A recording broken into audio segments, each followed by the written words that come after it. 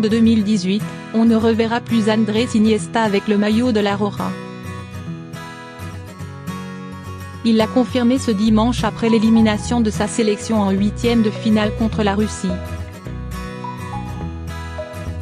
C'est une réalité qu'il s'agissait de mon dernier match avec l'Espagne, a-t-il affirmé.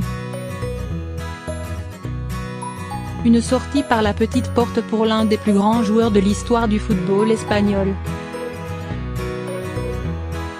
On le savait mais c'est désormais bien réel, on ne verra plus Andrés Iniesta sous le maillot de la sélection espagnole. Le milieu de terrain de 34 ans l'a confirmé en zone mixte après l'élimination de l'Espagne par la Russie, 1-1, 3-4 au table, en huitième de finale de la Coupe du Monde.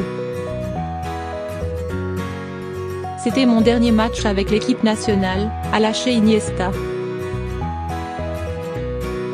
D'un point de vue individuel, une merveilleuse étape se termine mais c'est vrai que ce n'était pas l'adieu idéal. Et pour cause. Fernando Hierro avait une idée, sortir Andrés Iniesta pour mettre un Marcos Asensio censé apporter du peps à un jeu espagnol qui en manquait cruellement. Voilà 12 ans qu'Iniesta ne s'était pas assis sur le banc pour une rencontre de compétition internationale. Je l'ai laissé sur le banc parce que les conditions l'imposaient, s'est défendu Hierro après la rencontre. Choix loin d'être payant au final. Joueur à la classe chevillée au corps, le désormais ex-barcelonais n'a pas mousté et a tout tenté quand il est entré en jeu à la 67e minute.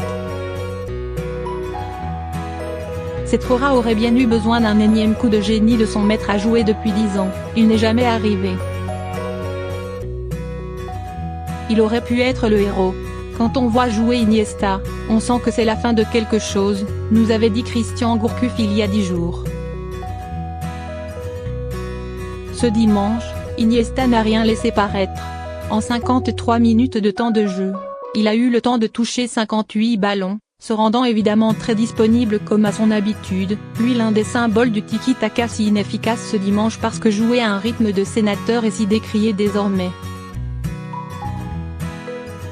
J'entends que je suis vieux depuis mes 30 ans, expliquait l'unique buteur de la finale de la Coupe du Monde 2014.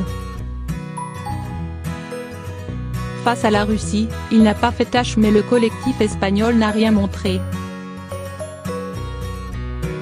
L'un des meilleurs joueurs de notre histoire, double champion d'Europe et champion du monde, l'éternel numéro 6 de la Roja achève donc son immense carrière internationale dans un match débuté sur le banc et achevé par une élimination face à la Russie. Je tiens à rendre hommage à l'un des meilleurs joueurs de notre histoire, a dit son sélectionneur Fernando Hierro après la rencontre. C'est un professionnel d'exception.